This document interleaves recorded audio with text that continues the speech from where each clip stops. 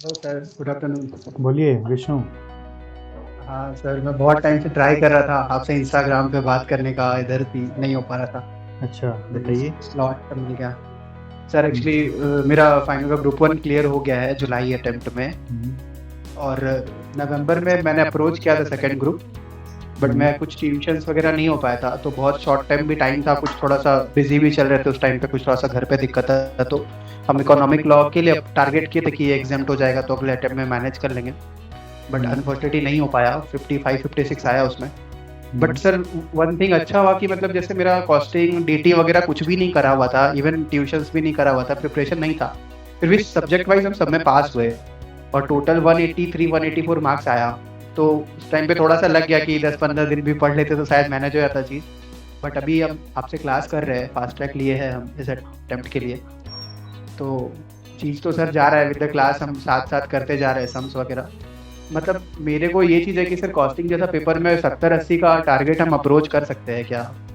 फिर मैं जुलाई में एसएफएम में 83 आया था और मेरे को हम्म, मार्क्स मिले हैं सर, पहले भी एडवांस अकाउंट्स में भी 80s में आया हुआ है हम्म। नंबर। तो मेरा मन है कि इधर कॉस्टिंग डीटी ऐसा पेपर में 80 के लिए जाए। तो थोड़ा सर आपसे बस कोई गाइड नहीं कर सकता इस चीज़ के लिए।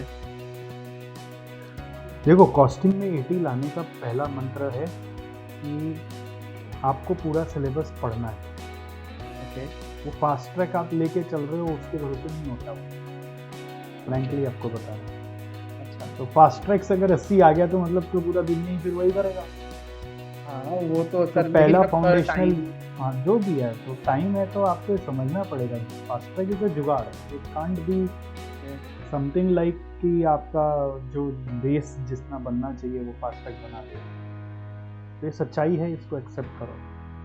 अब कम समय में आप चाहिए कोई 80 आ जाए ऐसा, तो मैजिक से नहीं आएगा। तो उसके लिए पूरा इन डेप्थ आपको हर एक पेज इंस्टीट्यूट मैथ का पढ़ना पड़ेगा। और वो अपने से भी आप पढ़ सकते हो, खाली फास्ट ट्रैक के भरोसे नहीं रहना। सेकंड नंबर है, उसको याद रखना पड़ेगा। अब आप खाली समझ के गए हो, मोटा मोटा याद है, ओवरव्यू ध्यान है, कीवर्ड्स याद नहीं है, कॉन्टेक्स्ट याद नहीं है, कुछ नहीं होगा। और तीसरा, उसको लिख के आना पड़ेगा। याद रखा लेकिन लिखने गए और फिर कुछ और ही लिख रहे हैं, है ना। और लिखते समय क्या होता है, एग्जाम में नया क्वेश्चन भी आएगा, तो नया क्वेश्चन में प्रेजेंस ऑफ माइंड रहे नहीं रहे, उसके लिए आपको अपना मॉक टेस्ट वगैरह 3 3 घंटा का बैठ के पूरा लिखना पड़ेगा। पास्ट पेपर को लेकर बैठ के सॉल्व करो अपने से कम 4 टर्म का मिनिमम।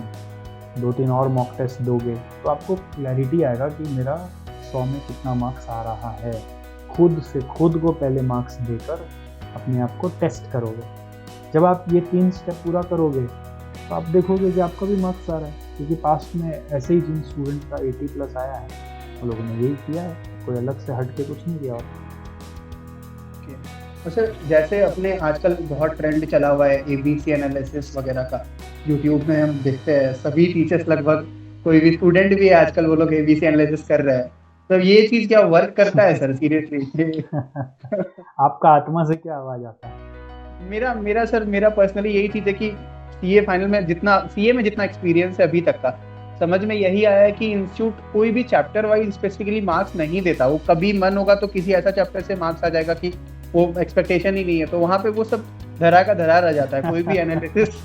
मतलब मेरा पर्सनली ऐसा मानना है कि नहीं काम आता। अगर आपका सिलेबस पूरा कवर नहीं है तो आप ये जान के रखिए कि आप रिस्क में है। मतलब कहीं से अगर आ गया तो उसका कोई गारंटी नहीं है कि भाई हाँ एबीसी करा हुआ है तो मेरा 60 70% मार्क्स आ जाएगा, ऐसा कुछ मेरा पर्सनली ये लगता है, मेरे को जो कंसेप्ट है। एक्सपीरियंस है अभी तक। अब देखिए, मेरा कभी भी कोई वीडियो में एबीसी एनालिसिस में नहीं देखा नहीं नहीं, हम आपका तो नहीं देखते हैं हूँ, नहीं ऐसा। देता हूँ। बट क्यों? क्योंकि हाँ। मेरे को तो कोई वो जादू मंत्र आता नहीं है, ठीक है। हाँ। मैं मेहनत पे विश्वास रखता हूँ। मेरे मेरे लिए एबीसी का मतलब है कि एक बच्चा जब खुद से पढ़े, तो अगर उसको कोई चीज़ बहुत हार्ड लग रहा है, बहुत ट्रिकी लग रहा है, तो उसको ए मार्क कर ले। जिसमें एक ही ट्रिक है, बहुत बाकी सब इजी है, तो उसको बी मार्क कर ले। और जो बहुत आसान लग रहा है उसको सी मार्क कर ले। तो यही मेरे नज़र में एबीसी है। और आपको अपना पूरा सिलेबस का ऐसा, कॉन्सेप्ट्स का और क्वेश्चंस का, दोनों का एबीसी मार्किंग करना चाहिए। जब ऐसा करते हो तो आपको एक कॉन्फिडेंस आ जाता है, आपको लगता है कि मेरे को आता है सिलेबस। एक चीज सर हमेशा से रहा हुआ है जो हम लोग शुरू से पढ़े हैं आईपीसीसी के टाइम से, इवन क्लास 12 के टाइम से भी, कि हम लोग का जो भी प्रैक्टिकल पेपर होता है उसमें जो भी थ्योरी पोर्शन रहता है वो हमेशा मतलब है ना कि विद द कंसेप्ट हो जाता है। मतलब होता है ना कि उसके लिए आदमी कभी भी एफर्ट नहीं डालता कि एसएफएम का थ्योरी है या अकाउंट्स में कोई थ्योरी था तो उसके लिए क्या कि बैठ के थ्योरी में बहुत इन्वेस्ट नहीं करता था, पढ़ते पढ़ते चीज समझते समझते समझ आ ये रहा था। इंटर कॉस्टिंग में होता था, हाँ। लेकिन फाइनल में देखो 2 पेपर है, एससीएमपी और एसएफएम। तो एसएफएम में भी आजकल ऐसा ऐसा थ्योरी आता है जो कंसेप्ट से नहीं कर सकते हो आप, और एससीएमपी में भी अभी ऐसा ऐसा थ्योरी आता है जो प्रैक्टिकल के कंसेप्ट से हो जाएगा, ऐसा नहीं। हाँ, ये जरूर है कि आप थ्योरी अगर अच्छे से पढ़ेंगे तो उसके बेस पे प्रैक्टिकल हो सकता है। ओके, उल्टा थ्योरी के हो बेस गया। पे अच्छा। नहीं नहीं, इस बार का जो अटेम्प्ट था ना सर मेरा, सच्ची बता रहा हूँ, मतलब थोड़ा सा ट्रांसफर प्राइसिंग वगैरह देखा हुआ था और बहुत ज़्यादा कुछ नहीं करा हुआ था कॉस्टिंग में, और बहुत सुना था कि कॉस्टिंग में 40 लाना अभी बहुत बड़ा बात हो गया आज के टाइम पे। और हम सिर्फ पेपर ना सिर्फ अटेम्प्ट करा क्वेश्चन के हिसाब से, बहुत सारा आंसर में तो आधा क्वेश्चन ही उतार के आ गया, ऐसा लिख के आया। 44 मार्क्स आए मेरे को कॉस्टिंग में, और शॉकिंग लगा मेरे को, लेकिन ठीक है कि भाई चलो अच्छा नंबर आया, जैसे करके कॉन्फिडेंस बूस्टअप भी एक तरह से, और एक तरह से अगर उसको नेगेटिव ले ले कि भाई नहीं हो जाएगा तो वो गलत भी कर सकता आगे चल के, लेकिन क्या है कि उसको देख के ध्यान रख के चले हुए आपको याद होगा ना, आप अपना पेपर भी मंगा सकते हो, आप देख सकते हो कि आपको कहाँ पे मार्क्स मिला, कहाँ पे कटा, आरटीआई का मंगा लो, तो उससे क्या होगा आपको पता चल जाएगा कि अगर कुछ भी नहीं आता है तो भी क्या करना है। जो मैं करके आया था वो तो करना ही है, और उसमें भी अगर 40 आ रहा है तो थोड़ा मेहनत करोगे तो 60 तो आ ही जाएगा। 60 इज पॉसिबल, बट आपको मेहनत करना पड़ेगा।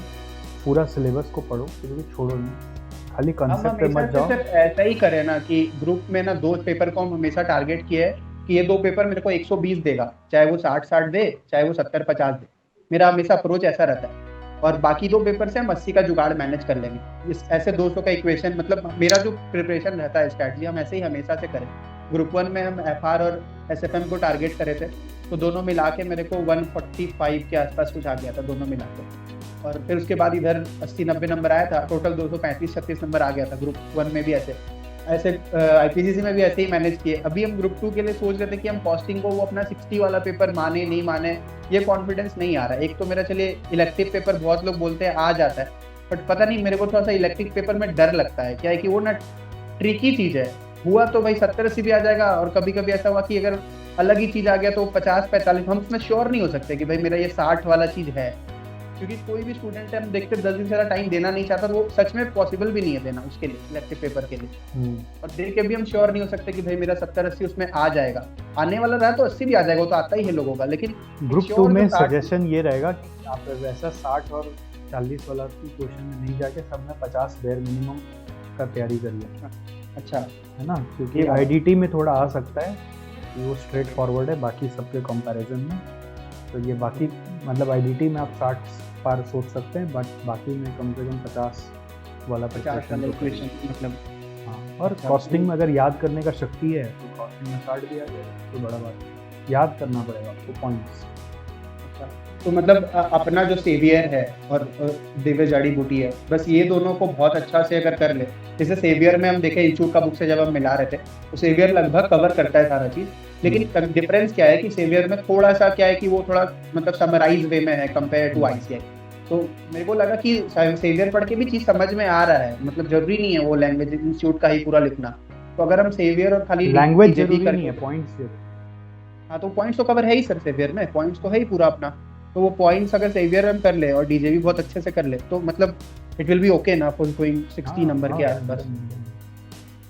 और अपना वर्कबुक का सर क्या है? वर्कबुक छोड़ दो अभी, वर्कबुक छोड़ देना सर। और आपका एक नंबर प्रैक्टिस करने के लिए तो व्हाट्सएप नंबर सर, कभी कोई क्वेरी वगैरह के लिए नहीं हो पाता है, वो आप ऑफिस से ले लीजिएगा। अभी आपका टाइम पूरा हो गया, दूसरे लोग वेट कर रहे हैं, फिर मिलते हैं। ओके, ठीक है, चलो all the best. Thank you.